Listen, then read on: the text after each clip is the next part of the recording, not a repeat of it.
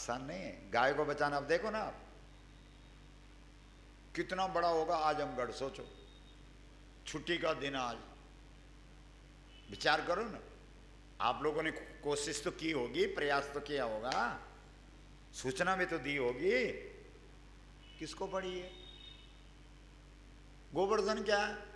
बोला ठीक है जब समय लगेगा तो वहां गोवर्धन में जाके एक परिक्रमा कर लेंगे। बताओ उनको उनको उनको पता ही नहीं कि गोवर्धन है क्या। वो तो पहाड़ समझे बैठे हैं। जब जब घूम फिर भी हो जाती है और वहां के पेड़े भी बहुत अच्छे लगते हैं, खा पी के आओ, घूम घाम के आ जाओ, बस हो गया। कृष्ण ने सर्टिफिकेट दे दिया। बोलो श्याम सुंदर भगवान की हर हर मां।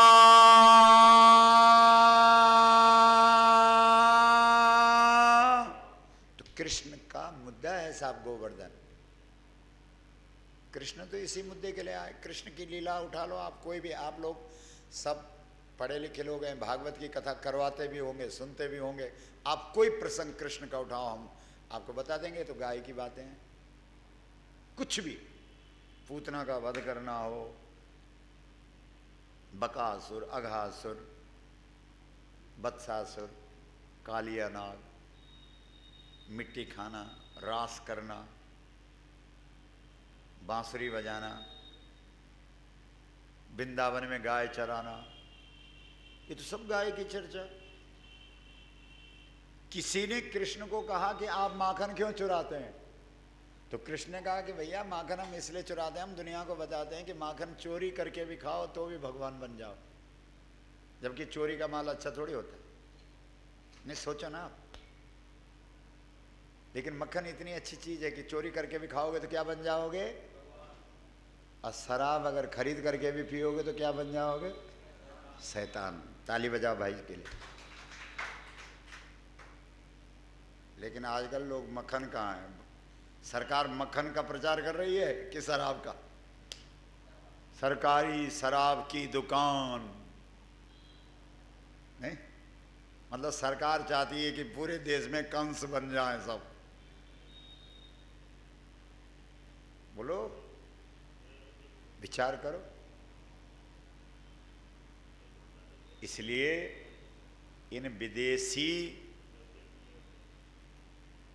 जर्सी आदि जानवरों पर प्रतिबंध लगाओ, बहुत ध्यान दीजिए, और गौवर्धन करो। जो भारतीय नस्ल की गाय है उनको बढ़ाओ। बोलो गौ माता की मां। और गौचरान भूमि गायों के लिए उपलब्ध कराओ, क्योंकि गौचरान की व्यवस्था थी इस देश में, नहीं थी? आप उठाओ, सरकारी कागज उठाओ, सब पे कब्जा कर दिया। कहीं जनता ने कर दिया, कहीं सत्ता ने कर दिया, बात खत्म। बोला गाय को हटाओ, गाय नहीं चाहिए, उसकी जगह पे कब्जा कर दिया। उसको काट काट करके उसके रुपए से देश का विकास कर रहे हैं। वाह रे विकसित देश वालों, मां को काट काट के बेचो और देश में सड़क का जाल बिछाओ। वाह विकास, वाह विकास। सोचो, इस देश में जो गद्दी पर बैठते हैं वो दो बातें करते हैं वोट के लिए। क्या क्या? सुनो, एक करते हैं विकास की बात और एक करते हैं आतंकवाद को हम खत्म करेंगे। आतंकवाद की जड़ क्या है, आपने कभी सोचा? नहीं सोचा। हम बता दें, सुनो। इस समय जो गाय है उसका अगला जन्म मनुष्य का है, पक्का। ऐसा नहीं होता है कि गाय का शरीर छूट गया उसके बाद कुछ दिनों जो है जन्म नहीं मिलेगा और फिर बाद में मिलेगा, ऐसा नहीं। एक शरीर छूटता है और दूसरा शरीर तुरंत मिल जाता है। तो गाय की उम्र कितनी होती है? ज़्यादा से ज़्यादा 25 साल। इस समय जो गौएं आजमगढ़ में घूम रही हैं, बहुत ध्यान से सुनिए, वो जब शरीर छोड़ेंगे तो अगला जन्म उनका किसका होगा? बोलो बोलो, मनुष्य। और जिस शहर में, जिस नगर में वो शरीर छोड़ेंगे वहीं वो दोबारा जन्म होगा। तो जिन गायों को हम लोग आजकल आजमगढ़ में डंडा मार मार करके और गलियों में गंदगी खाने के लिए और प्लास्टिक खा खा करके खिला खिला करके मार रहे हैं। उन्होंने हमारे घरों में हमारी अगली पीढ़ी बन करके जन्म लेना है, सुन रहे हो? तब लेंगे वो गिन गिन करके बदला। जिसके साथ और जिसके साथ इतनी क्रूरता का व्यवहार हो वो कैसा इंसान बनेगा? अच्छा इंसान या क्रूर इंसान? बोलो। आपको पता है गाय के साथ क्या होता है? रात को कसाई आते हैं, इंजेक्शन लगाते हैं, गाय को बेहोश करते हैं, ट्रक पे डाल देते हैं। जहाँ सड़क पे वो लगा होता है बैरियर वगैरह, वहाँ ले दे करके सब कुछ हो जाता है। उसके बाद वो कसाई खाने में ले जाते हैं, कत्ल खाने। आजकल तो आधुनिक कत्ल खाने बने हुए हैं सब।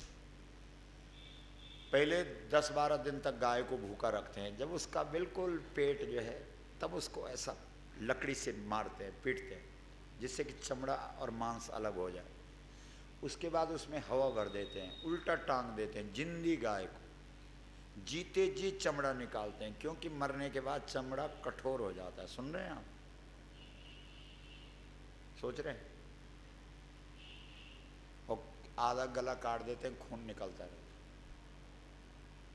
तड़पती रहती है। तो इतनी क्रूरता से जिसकी पूंछ पकड़ करके तुम बैतरणी नदी पार करते हो, इतनी क्रूरता से जब उस गाय का वध होता है और ठीक उस शरीर को छूटने के बाद उसको कौन सा शरीर मिलना है? तो कैसा मनुष्य होगा वो? बोलो। खतरनाक आतंकवादी। सोचो, आपने कभी नहीं सोचा होगा। आप पूछ लेना, किसी संत को पूछना कि गाय के शरीर के बाद कौन सा शरीर मिलता है? मनुष्य शरीर मिलता है। गुरु नानक देव मक्का मदीना में गए, वहाँ पूछा लोगों ने कि महाराज जी गाय के शरीर के बाद कौन सा शरीर? 184 जोनी बिछी भूसे मंगल खाए, जून गौदी भोग के फिर आदम देही पाए। गुरु नानक की वाणी। जून गौदी भोग के, गौ की योनि भोगने के बाद जून गौदी भोग के फिर आदम देही पाए। मतलब आजमगढ़ की गलियों में घूमने वाली गाय क्या है? अगली पीढ़ी। और वो भी सामान्य पीढ़ी नहीं है, आतंकवादी पीढ़ी। बोलो। सुनेंगे ये लोग जो सत्ता पे बैठे हैं, इनकी समझ में आएगी ये बात? भगवान कृष्ण कहते हैं श्रद्धा, बोलो श्रद्धा वान लभते ज्ञानम। जहाँ श्रद्धा होती है वहीं ज्ञान टिकता है। इनके पास श्रद्धा है? ये तो अंधा है, ये तो अंधे हैं। जो अंधा है वहां ज्ञान टिकेगा?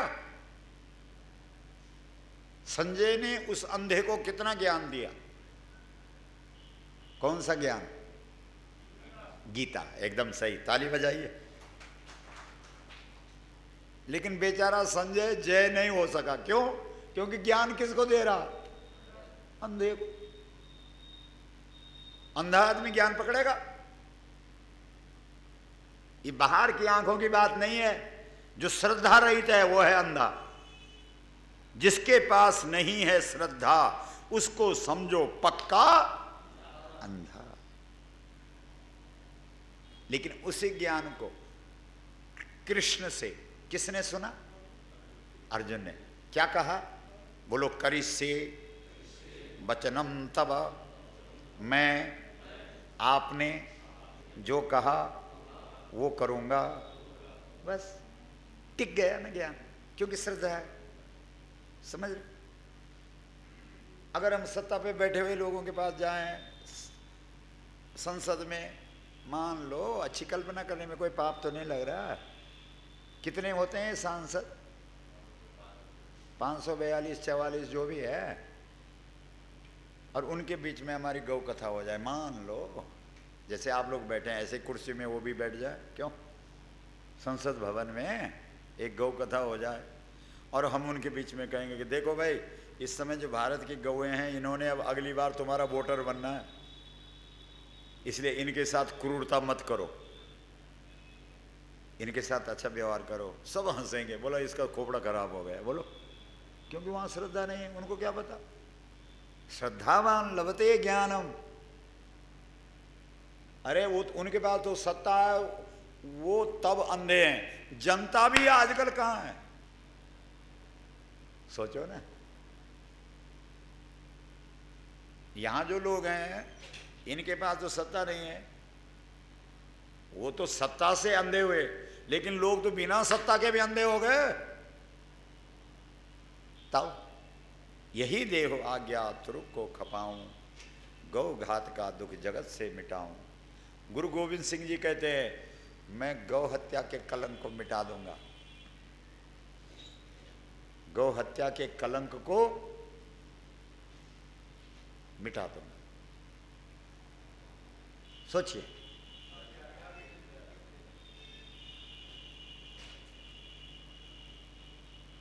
सोचो जरा।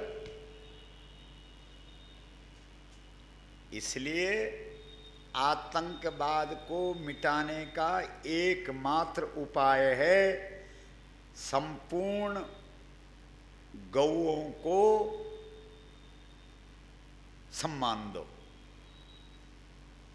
सम्मानित तरीके से वो जिए, अपना वैभव प्रकट करें और सम्मान के साथ वो अपना शरीर त्यागें, उसके बाद वो संत बन करके पैदा हो। बोलो गौ माता की मां। तो ये तो हो गया आतंकवाद का सफाया। और विकास, भारत की जो गौएं हैं उन गौओं के गोबर का खाद बने और वो खाद हमारे खेतों में पड़े। यूरिया डीएपी पे जो पैसा तुम्हारा विदेशों में जा रहा है वो बंद हो, और गोबर की गैस निकाल करके उससे इस देश के चूल्हे जले और उस गैस से इस देश की गाड़ियां चले। तो बोलो, भारत पूरी दुनिया का नंबर काट देगा कि नहीं विकास में? अमेरिका का $100 और भारत का ₹1 बराबर हो जाएगा जिस दिन गायों के गोबर के गैस से गाड़ियां चलने लग जाए और इस देश के चूल्हे जलने लग जाए। इस बात को लेकर जा रहे हैं हम पूरे देश में। बोलो, गलत है कि सही है? और जो गौ हत्या करे उसे मृत्यु दंड दो, उसे फांसी की सजा दो। बताओ, ठीक है? इन बातों को लेकर जा रहे हैं। ये 5 मांगे हैं हमारी। ऐसा मत सोचना आप, इसके लिए ऐसे ये बातें ऐसी समझ में नहीं आए। इसके लिए हिमालय में 6 महीने का यज्ञ हुआ। 6 महीने। आप लोग तो यज्ञ करते हैं भाई हमारे घर में सुख रहे, शांति रहे, बाल बच्चे प्रसन्न रहें, बोलो। लेकिन हिमालय के अंदर एक यज्ञ हुआ 6 महीने का, जिसमें 108 ब्राह्मण रहे और गाय का दूध पी करके रहे और गाय के घी की आहुतियाँ डाली। 6 महीना कम नहीं होता। चैत्र के नवरात्र से और आश्विन के नवरात्र, तब गौ माता ने कृपा करके ये ग्रंथ दिया है। देखो, धेनुमानस। आपने कभी टीवी चैनल वगैरह पे कभी गौ कथा वगैरह सुनी? कभी सुनी है ना? तो ये है वो ग्रंथ जिसने इस देश में गौ कथा का शंखनाद किया। ये किताब है वो। ये उस यज्ञ का प्रसाद है।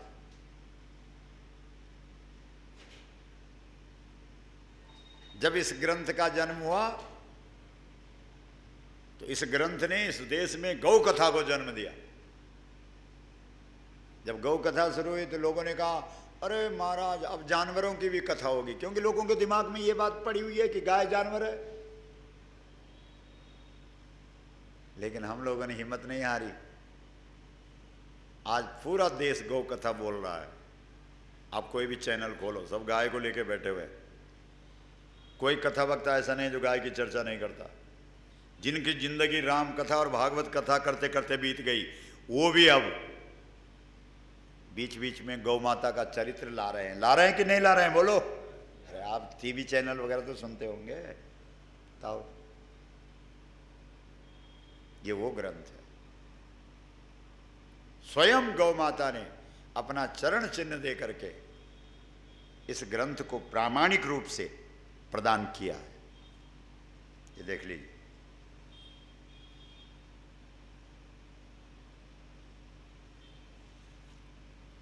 ये गौ चरण चिन्ह है, देखो।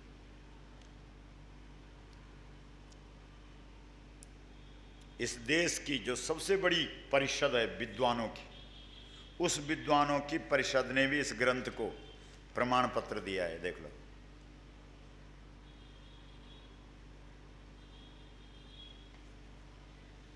जब गौ कथा का संग्रह देश में हुआ, ऐसा मत सोचना आप, ये लोग कथा ही कथा बोलते हैं। 337 गौधाम हैं देश में। गौशालाएं खोली पहले। हमने सोचा हम गौशाला खोल करके गायों को बचा लेंगे। 300 से जहां जाते वहीं गौशाला, जहां जाए गौशाला। 337। हमने कहा यार गौशाला खोलने का मतलब तो ये है जैसे माँ के लिए वृद्धाश्रम खोलना है। बोलो भाई, किसी ने माँ को घर से निकाल दिया तो अब क्या करें? बोला इसे वो वृद्धाश्रम में रखो। वैसे माँ की जगह वृद्धाश्रम है? बोलिए, बताओ। इस देश में कभी वृद्धाश्रम की कभी कल्पना की होगी किसी ने? लेकिन आज यहां भी खुल रहा है। जहां श्रवण कुमार जैसा बेटा जो तराजू के एक पलड़े पे बाप को बिठाता है और एक पर माँ को बिठाता है और कंधे पर माँ बाप को बिठा करके पूरी दुनिया के तीर्थ कराता है, जिस देश में ऐसे लोग रहते हो उस देश में माँ के लिए वृद्धाश्रम खुल रहे हैं, बताओ। तो जितना पुण्य माँ के लिए वृद्धाश्रम खोलने का है, उतना ही पुण्य गाय के लिए गौशाला खोलने का है। हाँ, गाय की जगह गौशाला नहीं, गाय की जगह घर है। हमारे यहाँ उत्तराखंड में कभी बद्रीनाथ आना, आज भी लोग बोलते हैं जय की गौ वे की मौ, मतलब जिस घर में गाय है वो घर घर है, बाकी सब बेघर है। बोलो गौ माता की माँ।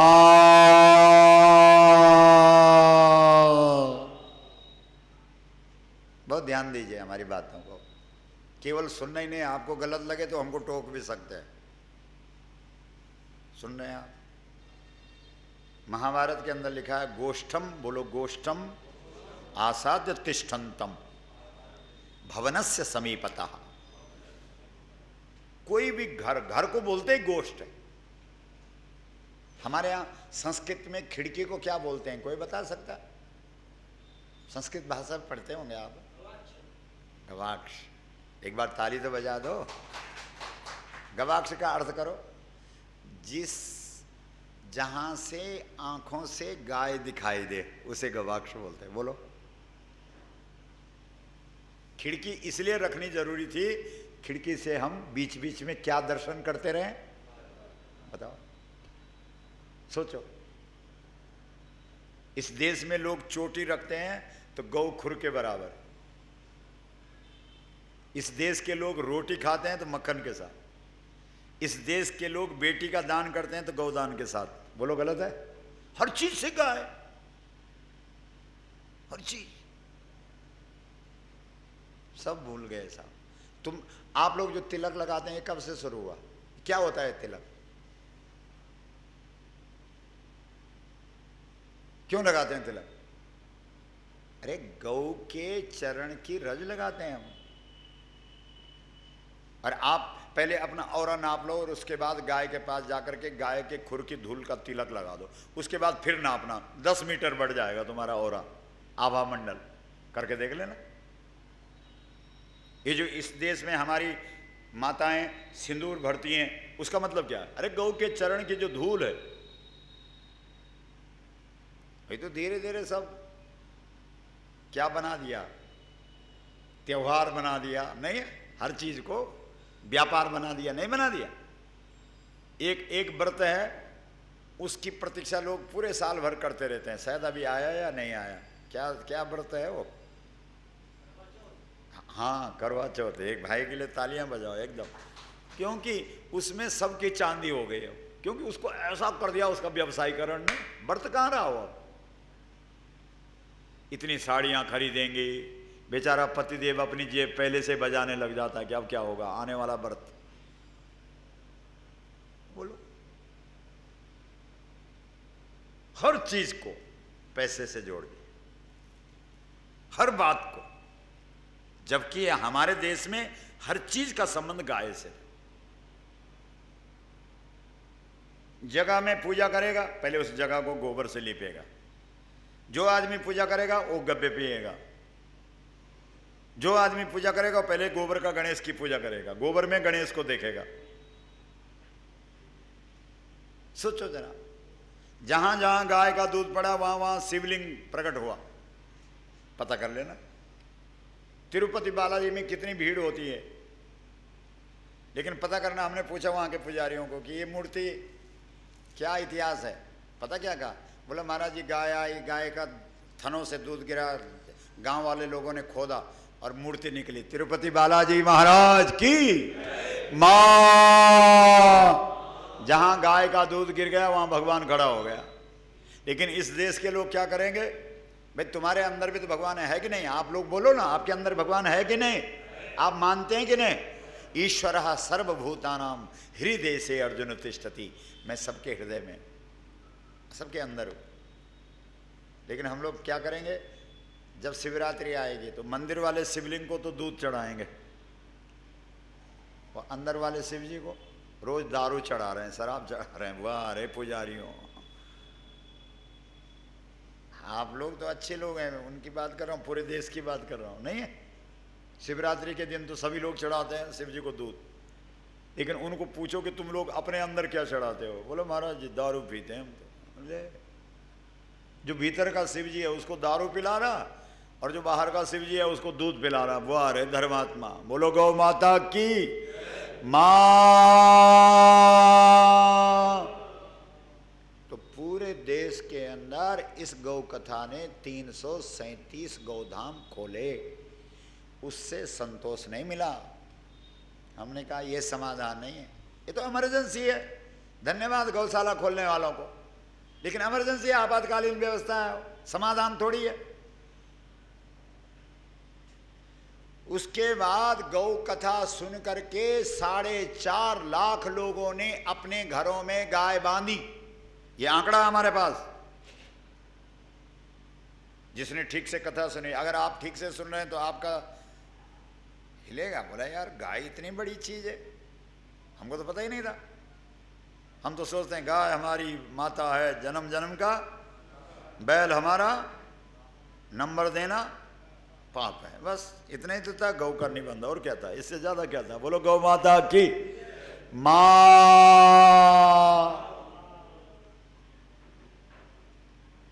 उसके बाद फिर से गौ माताओं से पूछा गया अब क्या करना? गाय ने कहा इसके लिए पूरे देश में जाओ, जन जागरण करो, जन आंदोलन करो। मैं कहा ठीक है जाएंगे।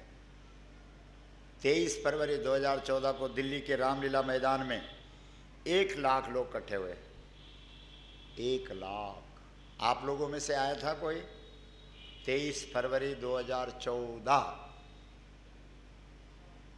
आजमगढ़ के लोग आ में ज्यादा भरोसा रखते हैं, जा में नहीं। बोलो गौ माता की मां।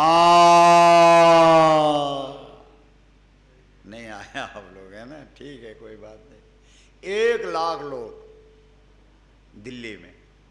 हमने सरकार के सामने ये 5 मांगे रखी जो आपके सामने रखी अभी। गौ माता को राष्ट्रमाता घोषित करो, गौ मंत्रालय अलग से स्थापित करो, 10 वर्ष तक के बच्चों को गाय का दूध पिलाओ, किसान से 10 रुपए किलो गोबर खरीदो, जर्सी आदि जानवरों पर प्रतिबंध लगाओ, गौचरान भूमि गायों के लिए उपलब्ध कराओ, गौ हत्यारों को मृत्युदंड दो। सरकार तो सरकार है, जो सरकाते रहे वही तो सरकार है। कोई भी मुद्दा हो उसको सरकार दो बस। बोला अगली बार वोट देना तब करेंगे। अभी तो 5 साल हुए हैं, 5 साल जब दोबारा आएंगे तब करेंगे। बोलो गौ माता की। ये तो सरकाने वाले लोग हैं, ये क्या करेंगे? हमने कहा कोई बात नहीं। उसके बाद हमने इस देश के 29 राज्यों की राजधानियों में रैलियां की। सुन रहे हैं आप? पूरे देश में जितने राज्य हैं, हर एक राज्य की राजधानियों में गोवर्धन रैलियों का आयोजन हुआ और हर एक राज्य के माध्यम से गवर्नर, मुख्यमंत्री के माध्यम से ज्ञापन प्रधानमंत्री, राष्ट्रपति, मुख्यमंत्री इनको दिया दिया दिया दिया दिया, फिर भी ना सुने। हमने कहा ठीक है। उसके बाद 28 फरवरी 2016 को फिर पूरे देश के लोगों को बुलाया दिल्ली में। अभी 28 फरवरी 16, लाखों लोग, कईयों का अपना अपना अनुमान है। कुछ लोग कह रहे हैं 4.5 लाख लोग थे, कुछ कह रहे हैं कि 3.5 लाख लोग थे, कुछ कह रहे हैं 5 लाख लोग थे। पूरा दिल्ली जाम 28 फरवरी 2016। आप भी आए थे? कोई नहीं आया। हमने सोचा अब तो सरकार अपनी है। क्यों अपनी? मतलब गाय वालों की। आप सब ने वोट दिया कि नहीं? क्यों नहीं बोल रहे हैं आप? आप सब गाय वाले हैं कि नहीं है? गाय वालों ने वर्तमान सरकार को वोट दिया कि नहीं? हमने कहा भाई अब तो बात अपनी है, अब तो गाय का काम हो जाएगा। क्यों भाई साहब, किसका काम? पूरी 28 फरवरी निकल गई, लाखों लाखों लोग चिल्लाते रह गए, काम नहीं हुआ। तो उसके बाद हम लोग सीधे वहां से जंतर मंतर पे धरने पे बैठ गए 18 दिन तक। बताओ, हम लोगों को धरने पर बैठना चाहिए? हमको तो कथा वाले लोग हैं हम तो। सोचो, बैठना पड़ा, गौ माता का आदेश था। 18 दिन होने पर भी जब किसी ने बात नहीं सुनी, तब हमने संकल्प लिया गंगा जल हाथ पे लेके कि गौ माता, अब हम इस देश के 676 जिलों में जाएंगे,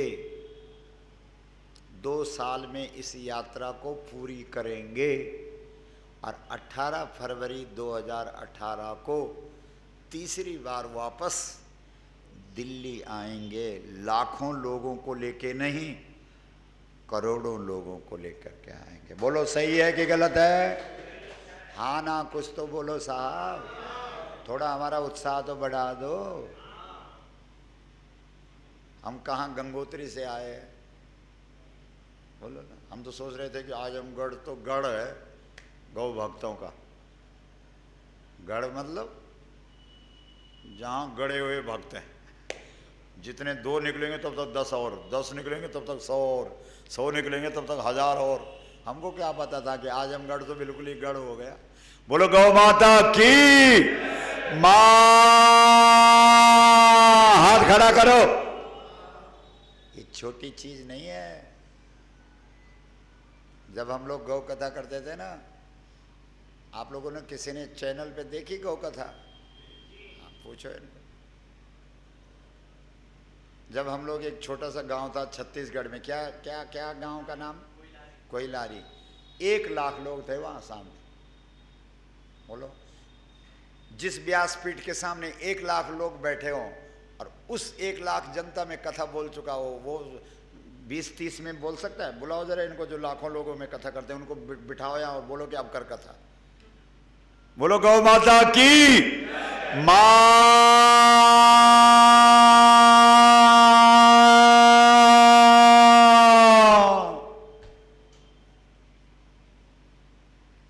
676 जिलों में जाएंगे, करोड़ों लोगों को लाएंगे और गौ माता को राष्ट्र माता का सम्मान दिलाएंगे। बोलो गलत है कि सही है? तो अगर सही है तो हाथ उठाइए, आप लोग उठाओ। बोलो हम सब गौ माता को साक्षी रखकर संकल्प करते हैं, गौ माता को राष्ट्र माता का सम्मान दिलाने के लिए 18 फरवरी 2018 को दिल्ली में अपने आप भी आएंगे, अपनों को भी लाएंगे, जहां तक हमारी पहुंच होगी इस संदेश को वहां तक पहुंचाएंगे। आज के बाद जो जनप्रतिनिधि हमारे पास वोट मांगने आएगा उससे हम लिखित लेंगे, विधानसभा अथवा संसद में जाकर गौ माता को राष्ट्र माता का सम्मान वाला प्रस्ताव पास करवाएगा। यदि पास नहीं करवा पाएगा इस्तीफा देकर वापस आएगा। जो हमारी इस शर्त को स्वीकार करेगा उसी को हमारा वोट जाएगा। बोलो गौ माता की। प्राण जाए पर आप में से तो नहीं कोई उठने वाला।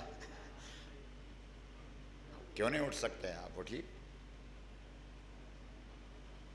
अब इस देश में वोट मत माता के नाम पे पड़ना चाहिए। हिंदी में क्या बोलते हैं वोट को? मत। और गाय क्या है? माता। तो एक एक डंडा और लगा दो, बस तुम्हारा मत धन्य हो जाएगा जब मत माता को पड़ जाएगा। बोलो गौ माता की। मां। तो ये है गौ प्रतिष्ठा यात्रा। हिमालय से शुरू हुई। और ऐसा मत सोचो कि आपके यहां आई है। अभी तक कौन से नंबर की है साहब ये यात्रा? आज 133। 132 जिले हो गए। आपको आश्चर्य होगा जब जम्मू कश्मीर हम गए होंगे तो क्या हाल हुआ हो। गए हम। संकल्प तो संकल्प है। पहले उत्तराखंड से शुरू हुई 9 मई को, उसके बाद हिमाचल, हिमाचल के बाद जम्मू कश्मीर, फिर पंजाब, फिर हरियाणा, फिर राजस्थान, फिर आजकल उत्तर प्रदेश चल रहा। अब यहाँ के बाद हम मध्य प्रदेश जाएंगे। बोलो गौ माता की। मां।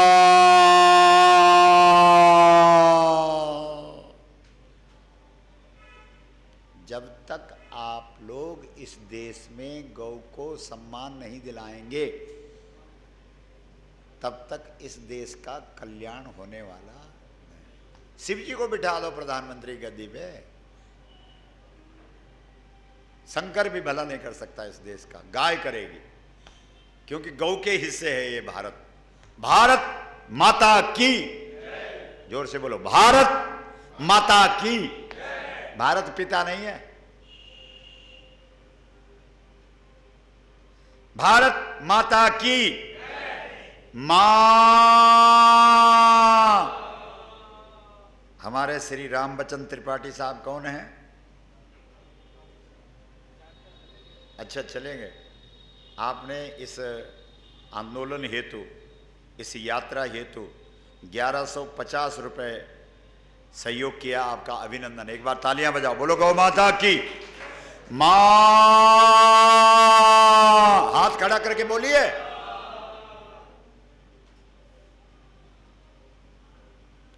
पांच हमारे सूत्र हैं। आप 5 सूत्र जो हमारे हैं इनको भी ध्यान से सुन लो। पहला सूत्र है ज्यादा से ज्यादा मां शब्द का उच्चारण करो। इसमें बड़ी पावर है। पावरफुल शब्द है। क्या? बोलो ना आप। अभी हमको यात्रा में जब हम लोग कहाँ थे, उत्तराखंड में उद्यम सिंह नगर एक जिला है, उसमें जब हम पहुंचे तो एक 70 साल का भाई, वहाँ लगभग 5 घंटे कथा चली, क्योंकि बहुत लोग थे। 5 घंटे।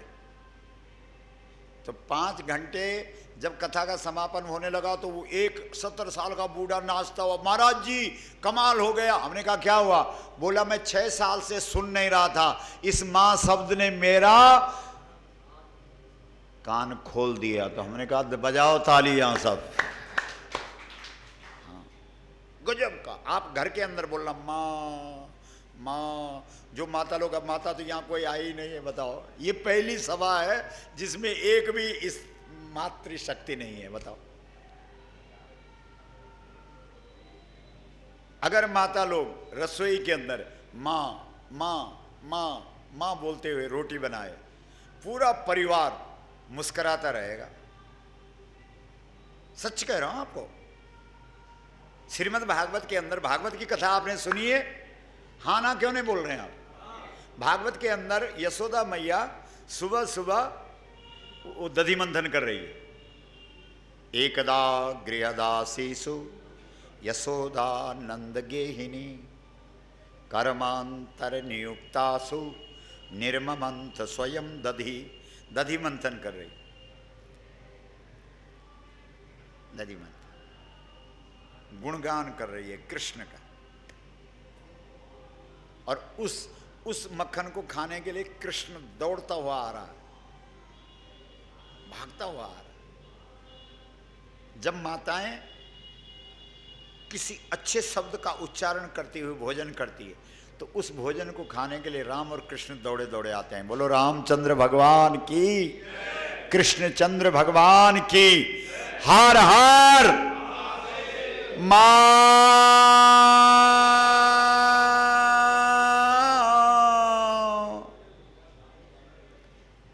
आप प्रयोग करना, आपको आश्चर्य होगा।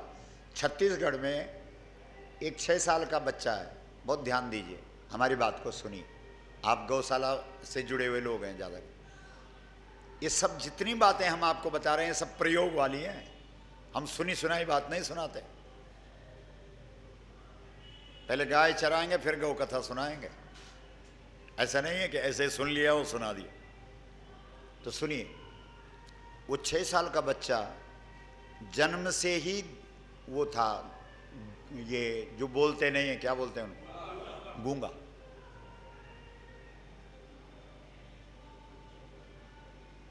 गूंगा।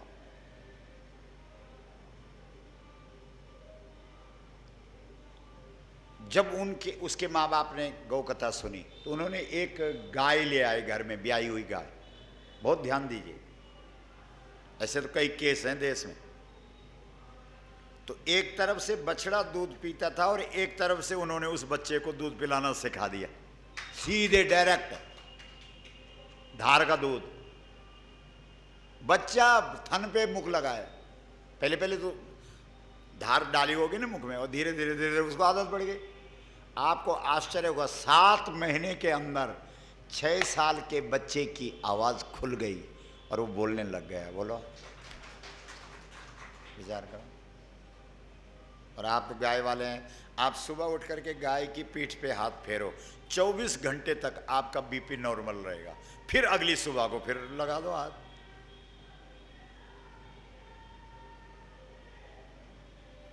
हमारे बहुत ही दानवीर अनूप अग्रवाल साहब, आपने इस यात्रा के लिए 1100 रुपये का सहयोग दिया। एक बार तालियां बजाइए। अपने श्रीमान इंद्रभूषण अग्रवाल साहब, आपने 500 रुपये का सहयोग दिया। एक बार तालियां बजाओ। बोलो गौ माता की मां। जो व्यक्ति सुबह उठ करके गौमूत्र पी लेता है उसको जिंदगी में कभी शुगर नहीं होगा, वो कभी शराब नहीं पिएगा। आप पता करना, जो शराब छुड़ाने की दवाई है उसमें गौमूत्र है। यशोदा मैया नित्य कृष्ण को मक्खन और रोटी खिलाती है। जो बच्चा बचपन में मक्खन और रोटी खा लेगा वो जिंदगी में कोई भी गुटखा, बीड़ी, सिगरेट, तम्बाकू, खैनी, अफीम और क्या क्या होता है, जो कुछ भी होता है, कोई व्यसन नहीं करेगा। हरी हाथ से ले गयो माखन रोटी, काग के भाग कहा कहिए। आपने सुना होगा, ये कविता हमारे देश में गाई जाती है कि काग के भाग कहा कहिए, हरी हाथ से ले गयो। यशोदा और कौशल्या सुबह उठ करके अपने बच्चों को यानी राम और कृष्ण को क्या देती है? मक्खन और रोटी। इतने में कौवा आता है और वो कौवा कृष्ण के हाथ से मक्खन रोटी छीन लेता है। तो इस देश में तो कौवा भी मांस नहीं खाता था, वो भी, बताओ कौन समझाए? आप गौमूत्र से बाल धो, आपका बाल झड़ना बंद हो जाएगा 4 दिन के अंदर। करके देख ले। नहीं होते कई लोगों के बाल झड़ते रहते। आपको कोई चमड़ी का रोग है, आप गोबर से 4 दिन नहाओ, चमड़ी का रोग ठीक हो जाएगा। करके देख ले। एक आदमी, वो मध्य प्रदेश में एक जिला है छिंदवाड़ा, वहाँ गए थे हम गौ कथा में। तो एक नौजवान खड़ा उठा, उसने अपना पुराना फोटो दिखाया, उस पर एक बाल नहीं उसके सिर पे, और उस समय उसके सिर पे बढ़िया बाल थे। हमने कहा यार ये नकली है क्या? बोला गुरुजी वही तो सुना रहा हूँ, सुनो मेरी बात। हमने कहा सुना। बोला एक भी बाल नहीं था। तो हमने कहा फिर ये अच्छे, ये बाल तेरे नकली नहीं? बोला नहीं असली है। तो हमने कहा कैसे आ गए? बोला हमने गौ कथा सुनी, 15 दिन, जो उसने कहा वही बता रहा हूँ आपको, 15 दिन गाय से चटवाया। हमने कहा कैसे चटवाया? उसने कहा गुड़ का राब लगाया सिर पे और फिर गाय से चटवाया, केवल 15 दिन, और 15 दिन में नए बाल आ गए। बोलो गौ माता की। आप करके देख लो। आपके दांत में दर्द हो रहा, आप गौमूत्र का कुला करो, मतलब गौमूत्र को मुख में 3-4 मिनट तक घुमाते रहो, आप देखना दांत दर्द ठीक हो जाए। आप गोबर को जला करके उसकी राख से दंत मंजन करो, दांत वज्र जैसे हो जाएं, करके देख लेना। कोई बच्चा दिमाग से कमजोर है, उसके पैर के तलवे पे गाय का घी लगाओ और कांसे की कटोरी से रगड़ो 15 दिन, रात को सोते समय दिमाग तेज हो जाए। किसी की हड्डियां कमजोर है, गाय का दूध पिलाओ। हमारे यहाँ पंजाब आदि प्रांतों में हमने देखा, जहाँ पर शवदाह क्रिया होती, वहाँ पे चौथे दिन जाते हैं, एक घड़ा ले जाते हैं, उस घड़े में या तो गौमूत्र होता है या गाय का दूध, वो हड्डियाँ उठा करके उसमें डालते हैं, क्योंकि हरिद्वार ले जानी है। आपको आश्चर्य होगा, आधा घंटे में वो हड्डी वज्र बन जाती है। क्या जो राख बनी हुई है वो गौमूत्र में डालने से वज्र में हो जाती है, बताओ। तो जब मरे हुए आदमी की हड्डियां वज्र बन रही तो जिंदा पिएगा तो उसका क्या हाल होगा?